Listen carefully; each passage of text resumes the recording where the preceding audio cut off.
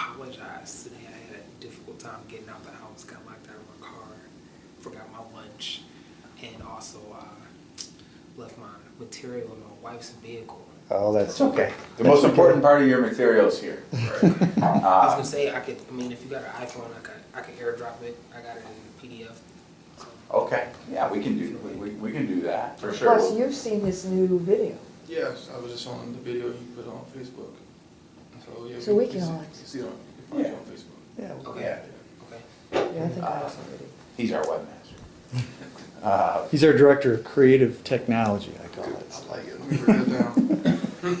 Natavias, we start every interview essentially the same way, talking about why we came together. We're a group of community members that believe in the work that Transform Rockford's doing in terms of bringing forth a comprehensive community-wide strategic plan, a blueprint for us all to work from. As important, if not most important, than anybody else are our elected officials in terms of embracing that game plan, those running for office and those that are elected. So, start perhaps by sharing with us your awareness and interaction with and support for Transform Rockford, what it's working towards. Transform Rockford. Well, I have to say that first off, I'm not real educated in the whole political aspect. So Transform Rockford is still kind of new to myself. Okay. Could you elaborate a little bit? Yeah, so Transform Rockford has basically brought a ton of citizens together, grassroots. It's taking certain initiatives that are already underway and saying, yes, it created sort of a long-term vision of, hey, we're going to be a top 25 community within the next 8 years. Well, then what does it mean to be a top 25 community? And it's broken kind of our region's work into 12 distinct areas. And then inside of those 12 areas, there's tons of spokes. So you think of a wheel, and then there's 12 kind of big sections of the wheel. Economic development, quality of life, I'm trying to think of some of the others. Education. And then inside of those, on the spokes, are all of these activities, all of these efforts, either underway or planned, that will, doing all of this work sort of fluidly, simultaneously, is what's going to ultimately get us to that top tier community by 2025. And our interest is in helping to ensure our elected officials are informed and are working towards that same objective. So does the lookup program, I don't know if you guys are aware of that, does that fall under The lookup? Yeah, Lookup Rockford, I believe. The Facebook yeah. initiative? No, I think it's something different. Okay. Okay. Well, yeah, I believe that Rockford definitely needs to be transformed. Okay. And it would take a circle of people in the community to come together in different areas. I believe that any body of people, don't always function the same. Like your hand isn't going to do what your feet are supposed to do. I believe there needs to be multiple functions going on at one time. I stand behind that. I believe that Rockford does need to develop economically. I believe that our schools do need the attention that's necessary. Our youth, it all stands behind it. Complements what I'm standing on my platform is laying a foundation to build our future. It's laying a blueprint. I'm a construction worker. I do carpentry, so I could gather the I was gonna say illustration, but the example there.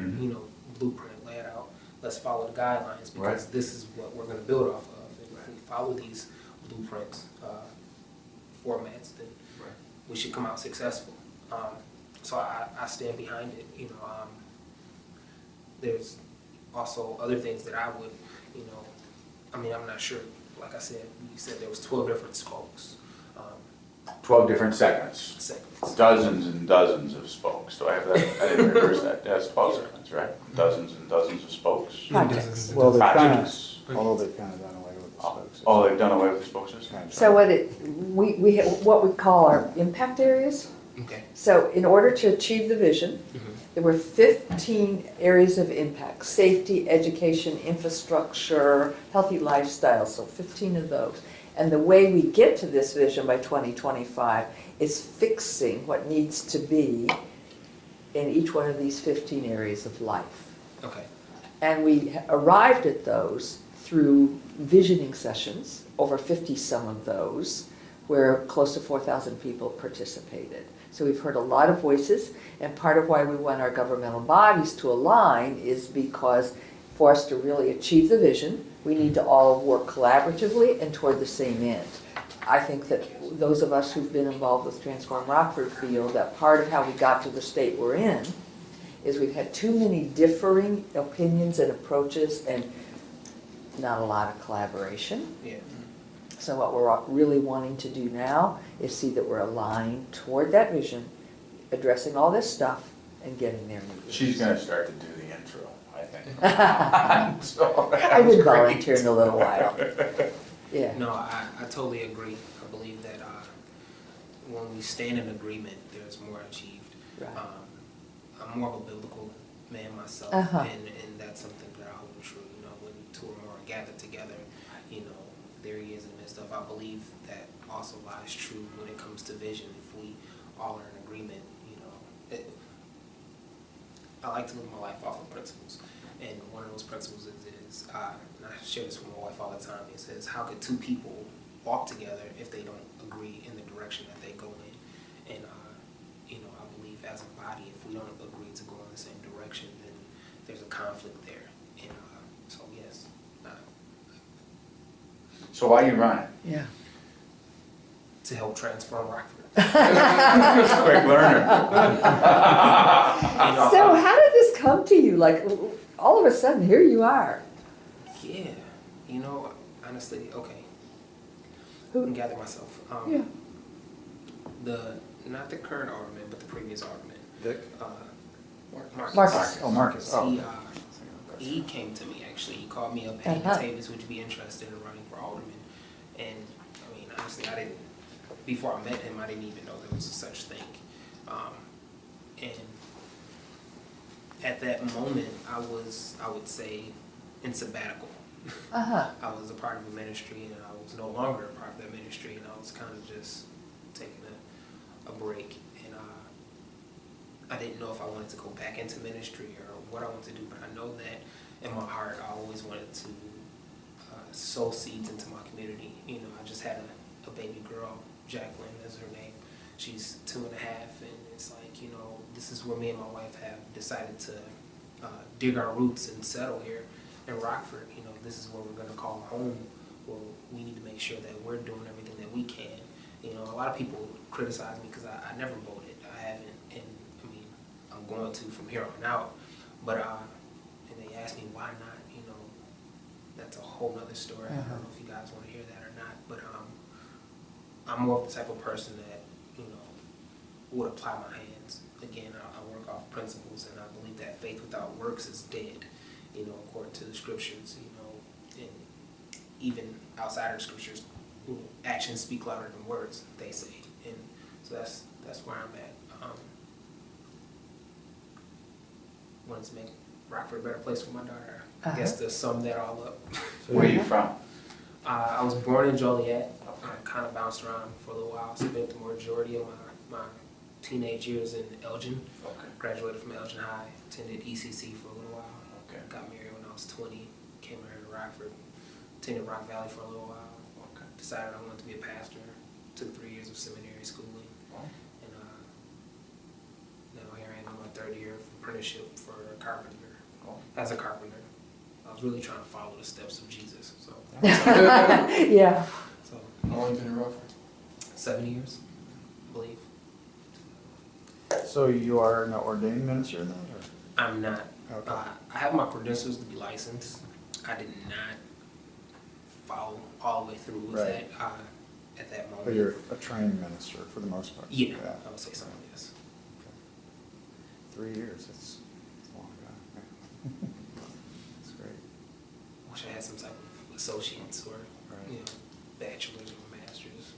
That'd be, I mean, not saying that, you know, seminaries and something to brag about, but, you know, don't want to put that on a resume, like, hey, you know? But this is what the Lord's given me, so.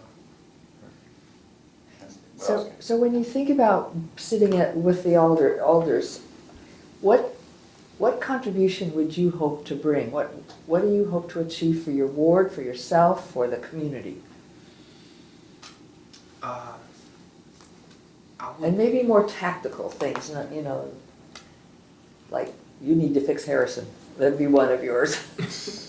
Yes, Harrison, 11th Street. I would really love to see 11th Street and even Alpine. I know I don't have much of Alpine, but I believe that those are corridors coming directly into the city. And, you know, first impressions, you only get those one time. And I believe that, you know, if we was to liven that up and bring, you know, a modern look to the area, that it would even encourage people to come and visit and want to spend money. You know, that was 2017. I don't feel like we look like that.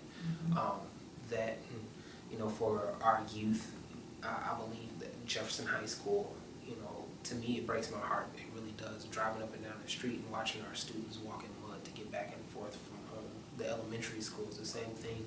Froburg, I forget the other elementary school on the other side of Sandy Hollow. It is Down by Kishwaukee, no, or no? off of 20th. Off of 20, okay. Off of 20th, yep. Okay. Flynn, I believe that's what it is. Flynn Middle School. It's like across the street from the By golf Harrison. course. Oh, okay. I don't Yeah, know. it's right between Sandy Hollow and Harrison. If you take Okay. 20th straight down, it's right there. Okay. They just did some remodeling there, but if you go heading down 20th from Sandy Hollow towards Harrison, there's no sidewalks. You know, me growing up, that's all I ever did was walk to school. You know, used to always get in trouble for messing up my shoes too. But that, and you know, I would like to live in a neighborhood that looks clean. You know, it breaks my heart to drive down the street and see mattresses and beds, not even on garbage day, but just laid out on the street. It's like, this is not acceptable. Like, how can we take pride in this? You know, and this is my home, we share it. And, you know, if I was a roommate with someone, I would want that roommate to clean up after themselves. You know, but I believe that I can contribute to the council a new perspective. And again, I believe in principles. I believe that my principles that I stand on have led me up until this point. You know, again, I really don't want to bore you guys with my life story, but it hasn't been easy getting to where I am today. And I believe that yeah, I want to dive into other stuff, but I don't think it's relevant. But yeah, I believe that I can bring a fresh face, a fresh view, and energy, momentum. Mm-hmm. Well, we worked really well with Marcus when he was an alderman. He was what I consider one of the good guys on the council, and really knew how to kind of balance the needs of his ward and also see the bigger picture for economic development throughout the community, because I think he understood that you lift, you know, the rising tide lifts all boats, and that would create opportunities for constituents all over to get jobs. I'm assuming you take a similar approach, maybe with not only taking care of your ward, but supporting other projects, especially downtown revitalization, other historic neighborhoods.